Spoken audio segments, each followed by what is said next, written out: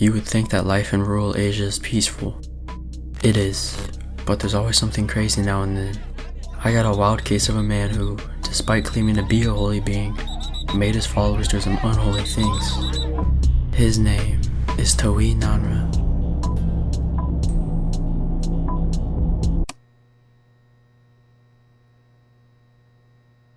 One April morning in 2022, 53-year-old Jinjira would help her mom pack her clothes in their small house in rural Thailand. Her mom had been planning on staying at a temple with a religious group in a forest of the Chai Phrong province. Thailand is one of the most spiritual places in the world, so this wasn't completely abnormal. Believing that this group might bring her mother happiness and make her feel better, Jinjira supported it.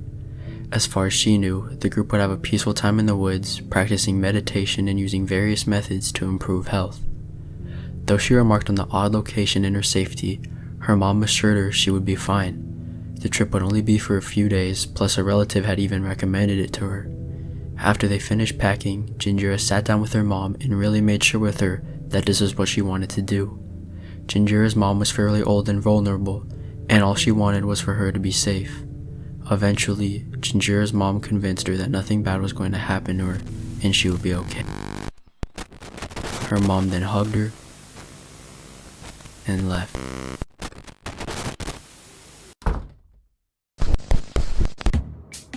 As the days went by, Jinjira would call and check on her mom, and each time, her mom would affirm that everything was going great and that she loved it there.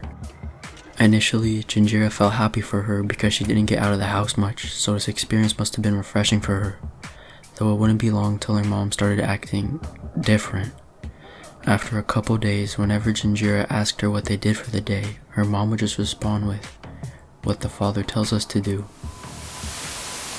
Jinjira's mom eventually stopped picking up her calls after Jinjira demanded an explanation, so about 2 weeks later on May 7th, 2022, Jinjira drove out to the site to see what the hell was happening.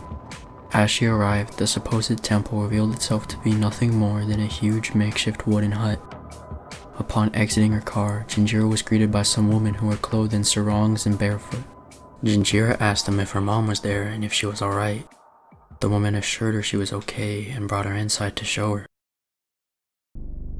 The moment Jinjira walked in, she was hit with an off-putting smell and saw that the inside was very messy. Among the dirt and trash was a crowd of people gathered around a man sitting in a throne of some sort. Jinjira immediately felt something was off and knew that this place was not no peaceful meditation camp. The woman pointed out her mom inside the crowd to show she was completely fine. Jinjira walked up to her, and as she was about to ask what the whole deal was, she noticed her mom was doing something strange. When Jinjira drew closer and realized what her mom was doing, she got up out of there immediately, knowing she couldn't save her mom herself. Jinjira sat in her car for a bit, in complete disbelief of what she saw. She didn't want to stay there any longer, so she figured she would think of what to do while driving home. Along the way, Jinjira remembered somebody she had seen on social media a while back, a man who goes by Dr. Plot. Dr. Plot is a self-proclaimed shaman who specializes in taking down cults like the one Jinjira's mom is in. Jinjira got in contact with him as soon as she got home and told him the whole situation. Plot basically told her not to worry and that he would raid the site with police tomorrow morning. The next morning on May 8th, Plot and around 50 police personnel pulled up to the site, and what they found was disgusting.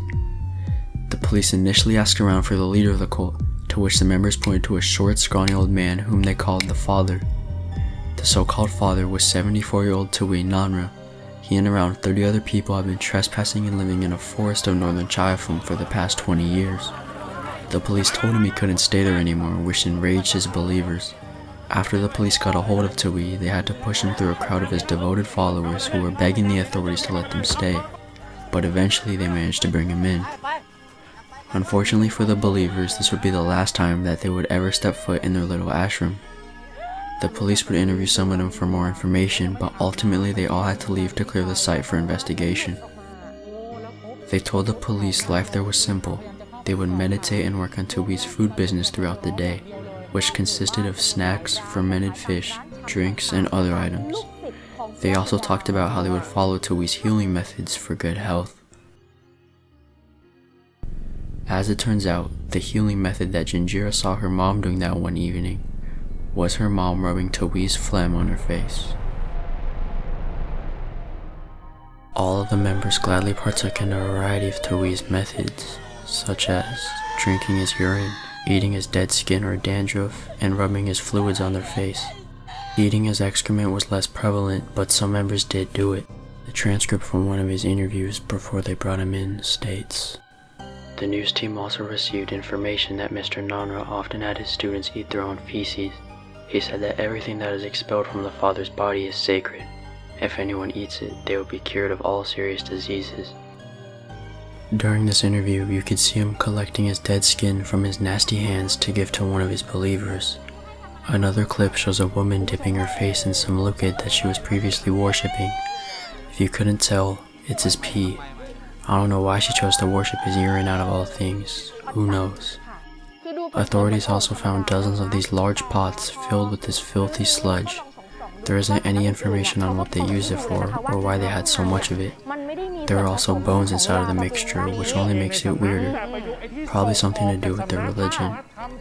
If that wasn't gross enough, the police sent samples of some of the drinks and snacks from their business to a lab to test. They found that the drinks the cult was producing contained high levels of E. coli, indicating fecal contamination. Even their drinking water was contaminated too. Plus, the snacks were also found to have mold levels exceeding the specified standards. Not to mention their endless supply of maggots too. Look at this. Maybe Thawee's methods actually worked, because I don't know how they all didn't get extremely sick and die.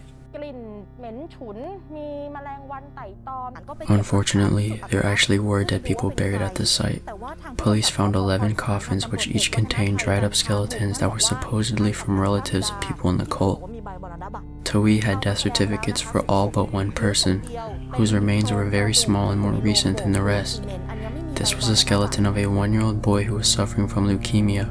His mother decided to bring him to Thawee for healing instead of a doctor. Because Thawee clearly didn't have the supplies or anything to help him fight cancer, the boy would die soon after, leaving his body to be sealed among the others.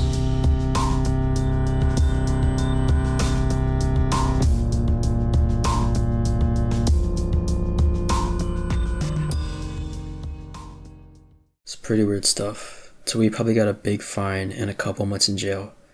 And he better have learned his lesson and isn't out there making another poop cult. I don't know what happened to Jajira and her mom though. Hopefully living peacefully together again.